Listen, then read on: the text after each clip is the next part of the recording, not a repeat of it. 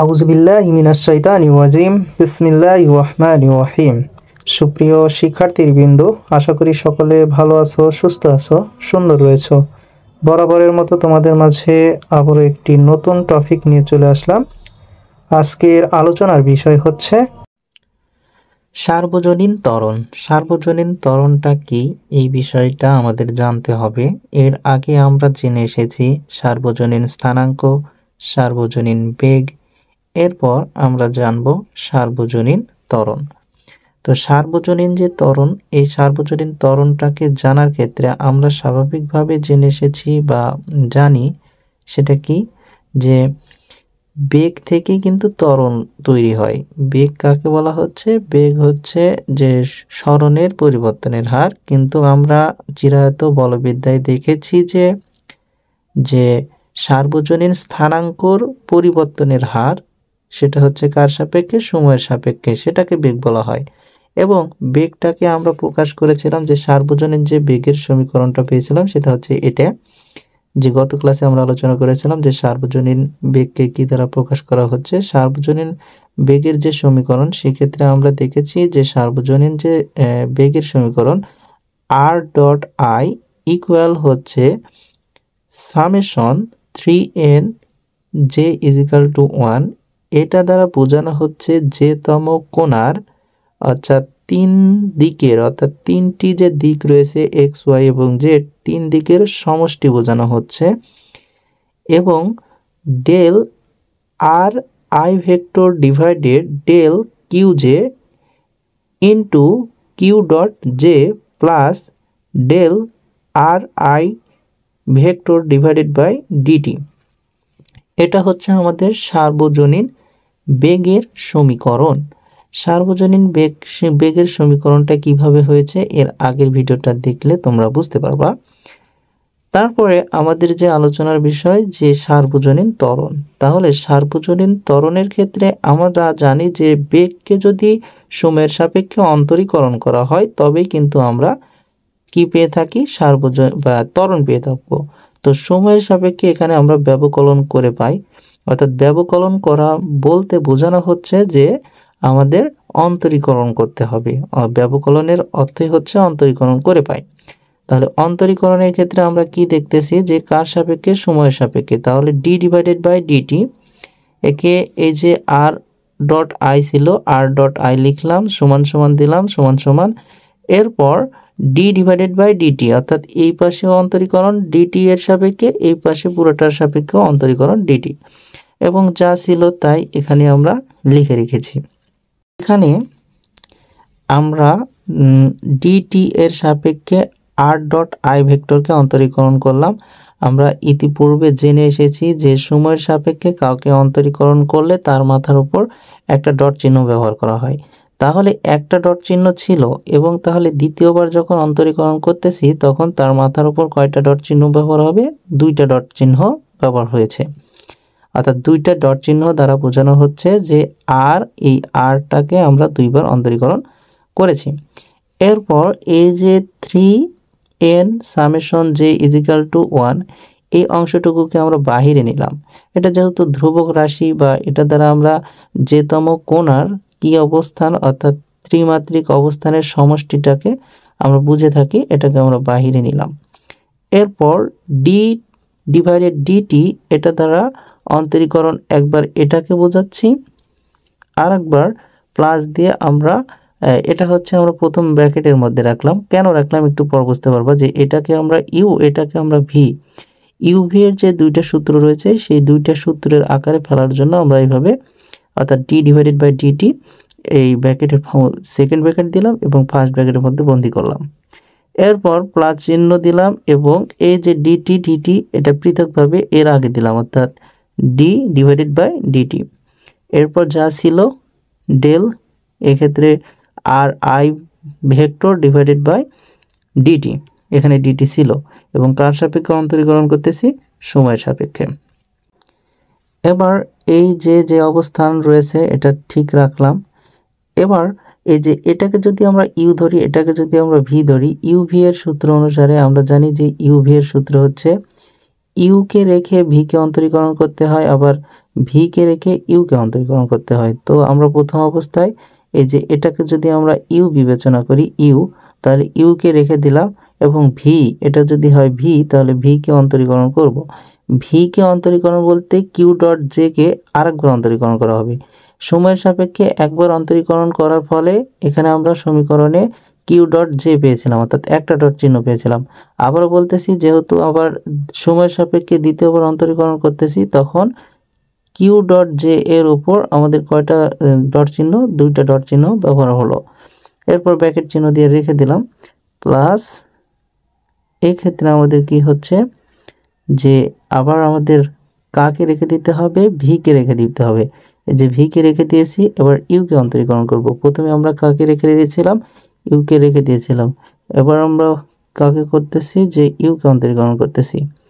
You কে যখন অন্তরীকরণ করতেছি, তাহলে কাউকে অন্তরীকরণ সময় সাপেক্ষে অন্তরীকরণ মানায় তার মাথার উপর একটা ডট চিহ্ন।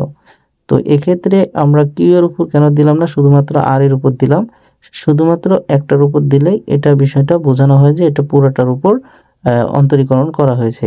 এই কারণে, যেহেতু সময়ের সাপেক্ষে অন্তরীকরণ করতেছি, এই কারণে আর এর উপর একটি ডট চিহ্ন ব্যবহার করলাম এবং গুণ আকারে সেক্ষেত্রে আমাদের কি স্থির রাখলাম, ভি কে, অর্থাৎ এটা যেহেতু ভি ধরেছিলাম, ভি কে আমরা স্থির রাখলাম, ব্র্যাকেট ক্লোজ করলাম প্লাস, আবার ওই একই কথা, সময়ের সাপেক্ষে যেহেতু আর আর আই ভেক্টরকে অন্তরীকরণ করতেছি, অর্থাৎ একটা ডট চিহ্ন ব্যবহার করলাম, সেক্ষেত্রে টি এর উপর দেওয়ার প্রয়োজন নাই, অর্থাৎ একটার উপর দেওয়া আছে মানে পুরোটার উপর বোঝানো হচ্ছে।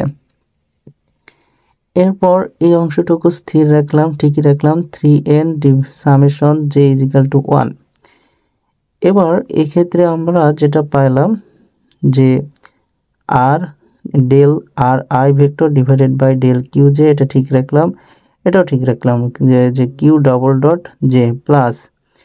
এবার আমাদের কাজ হচ্ছে যে এই যে 3n, এটা হচ্ছে এটার সাথে গুণ ছিল, আবার এটার সাথেও কিন্তু গুণ ছিল, কেননা সেকেন্ড ব্র্যাকেট দিয়ে আমি বুঝিয়ে দিয়েছি যে এটা সবার সাথে, এই অংশের সাথেও গুণ, এই অংশের সাথেও গুণ, কেননা এই পুরোটার সাথে গুণ ছিল এখানে।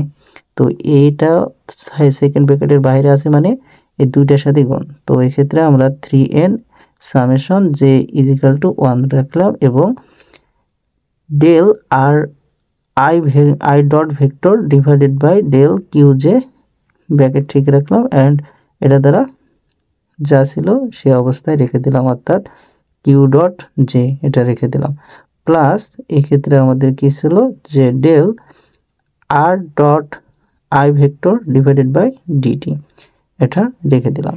এরপর আমাদের কাজটা কি,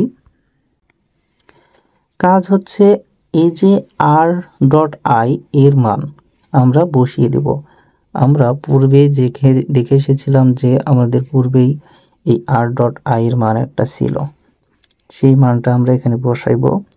যেহেতু এই 3n summation J is equal to 1, এখানে কোনো আর ডট নেই, এই কারণে এই যে পুরো অংশটাকে আমরা ঠিকই রাখলাম, প্লাস দিলাম, অ্যান্ড 3n এটাও স্থির রাখলাম এবং এই ডেল, এইটা হচ্ছে এই ডেল, এবং ডেল কিউজে এটা হচ্ছে ডেল কিউজে। কিন্তু এই যে আর ডট, এই আর ডট আই ভেক্টর এর একটা মান ছিল, এটা হচ্ছে আমাদের আর ডট আই ভেক্টরের মান, এটা পুরোটা।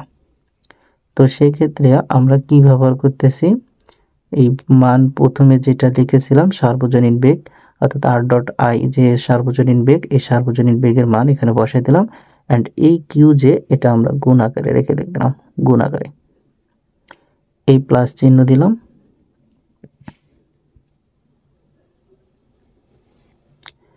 এই যে প্লাস চিহ্ন, এই প্লাস চিহ্ন লাইনে না ধরার কারণে এখানে দিয়েছি, অ্যান্ড এই ডেল এটা হচ্ছে সেই ডেল, এই ডেলটি এটা হচ্ছে ডেলটি, আর আর ডট আই ভেক্টর যেটা প্রথমে ছিল সার্বজনীন বেগের সমীকরণ, সার্বজনীন বেগের সমীকরণটা আমরা এখানে বসিয়ে দিলাম।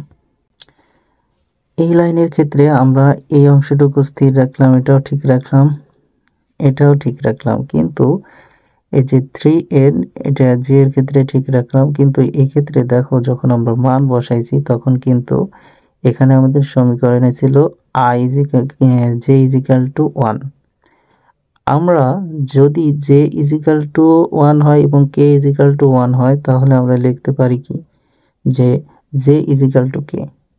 অর্থাৎ একটা সিস্টেমের কথা যদি বিবেচনা করো, যে একটা সিস্টেম, এই সিস্টেমের মধ্যে আই-তম কোণা সমান হচ্ছে জে-তম কোণা সমান হচ্ছে কিন্তু কে-তম কোণা। সবগুলো কোণাই কিন্তু সমান হয়, প্রায় সেম হয়। যদি আই ইজিক্যাল টু, যদি আমরা বলতেছি যে i is equal to i increase j is equal to হচ্ছে 1 এবং কে ইজিক্যাল টু যদি হয় 1, কে ইজিক্যাল টু যদি হয় 1, তাহলে কি আমরা লিখতে পারি না জে ইজিক্যাল টু হচ্ছে কে?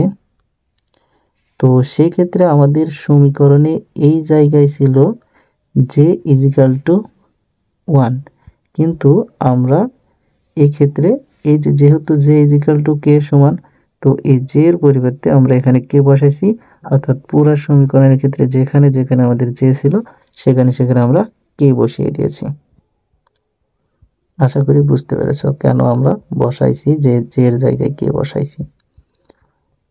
এবার তাহলে আমরা যে বিষয়টি দেখলাম, এই যে সমীকরণের এখানেও কে বসাইছি, এখানেও বসাইছি, অর্থাৎ যেখানে আর ডটের ক্ষেত্রে কিন্তু ছিল, এক্ষেত্রে কি ছিল জে ইজিক্যাল টু 1 ছিল এবং কিউ জে এখানে ছিল, কিউ ডট জে ছিল, কিন্তু সব জায়গায় জে এর জায়গায় কে বসাইছি। কেন বসাইছি?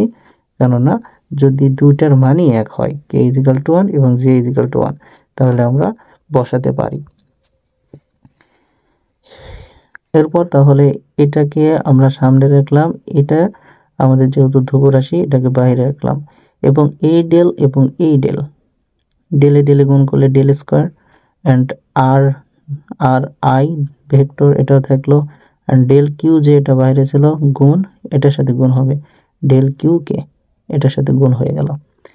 এরপর আমরা দেখেছি যে এর সাথে ছিল কিউ কিউ ডট কে, এখানে এই যে কিউ ডট কে, আর এখানে বাইরে ছিল কিউ ডট জে, তাহলে কিউ ডট জে, এই কিউ ডট জে কে এবং কিউ ডট জে এই দুইটা গুণ আকারে চলে আসলো। প্লাস চিহ্ন, প্লাস চিহ্নর পর এই যে এই অংশটুকু, অর্থাৎ del R I vector divided by del t, এর সাথে কিন্তু আমাদের এই পুরো অংশটুকুই গুণ আছে। তাহলে এই যে 3n, এই যে 3n সামেশন জে আই 1, এটাও ঠিক রাখলাম, অ্যান্ড এই ডেল এবং এই ডেল গুণ করে আমাদের ডেল স্কোয়ার হলো, অ্যান্ড ডেল কিউ জে, এই যে ডেল কিউ জে ডট, অর্থাৎ গুণ হবে ডেল ডিটি, অর্থাৎ ডেল টি, আর এখানে আমাদের বাহির এটা গুণ ছিল, এর সাথে কিউ ডট জে গুণ করে দিলাম। এরপর কি হবে, এই অংশটুকু,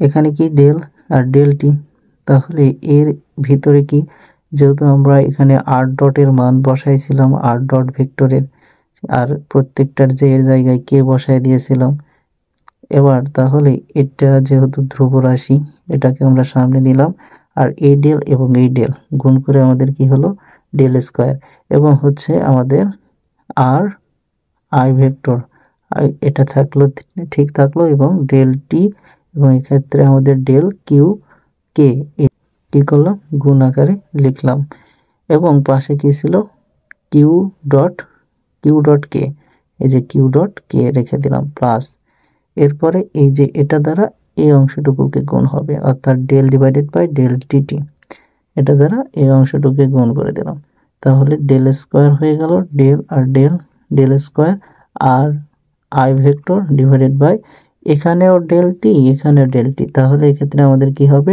ডেল টি স্কোয়ার হয়ে গেছে। আশা করি বুঝতে পেরেছো।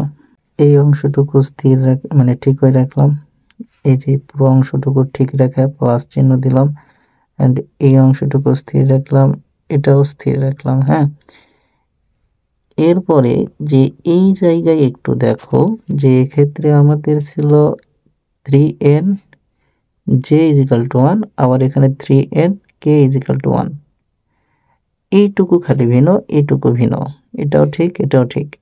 আবার দেখো যে ডেল স্কোয়ার, এক্ষেত্রেও del square, r I vector, এক্ষেত্রে আর আই ভেক্টর, নিচে ছিল আমাদের ডেল টি, এক্ষেত্রে আমাদের ছিল ডেল টি।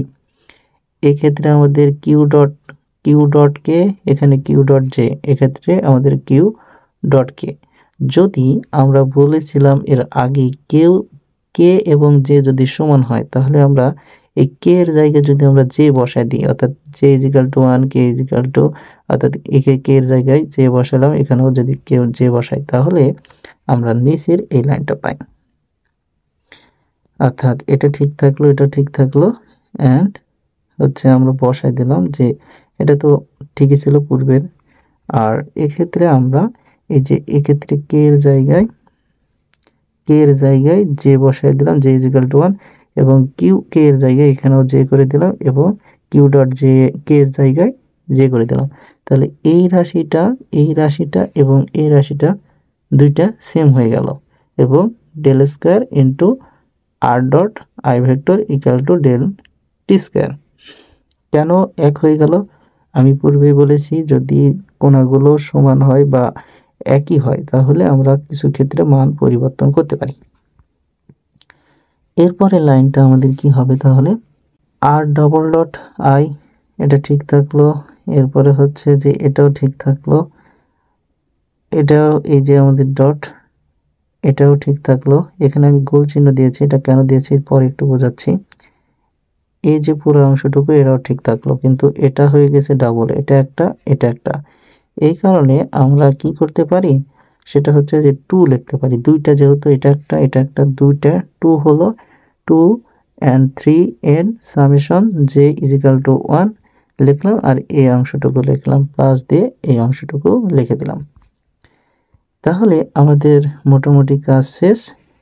এরপর আমরা যেটা বলতেছি যে এই যে সমীকরণ, এই সমীকরণের কিউ ডবল ডট জে এই অংশটুকুকে, অর্থাৎ এই সমীকরণের এই যে সমীকরণ পেলাম, এই সমীকরণের কিউ ডবল ডট জে অর্থাৎ এই অংশটুকুকে সমূহকে কি বলা হচ্ছে? সার্বজনীন ত্বরণ বলা হয়। তাহলে আমরা সার্বজনীন ত্বরণের যে রাশিমালা বা যে সমীকরণ, এই সমীকরণ থেকে কিন্তু পেয়ে থাকি। আমরা সেক্ষেত্রে সার্বজনীন বেগের যে সমীকরণ পেয়েছিলাম, সেখান থেকে আমরা কিন্তু এই বিষয়গুলো পেলাম। অর্থাৎ সার্বজনীন যে বেগের সমীকরণ ছিল, তাকে যখন আবার সময়ের সাপেক্ষে অন্তরীকরণ করলাম এবং কিউ ডট জে এর মান বসাইয়ে দিলাম, কিউ ডট জে এর যে মানটা বসালাম, বসানোর পর আমাদের এরকম সমীকরণ পেলাম, এবং এই সমীকরণ থেকে কিউ ডবল ডট জে একে বলা হচ্ছে সার্বজনীন ত্বরণ। আশা করি বুঝতে পেরেছ। সামনের ক্লাস পর্যন্ত ভালো থাকো, সুস্থ থাকো, সুন্দর থাকো। আসসালামু আলাইকুম রহমতুল্লাহ।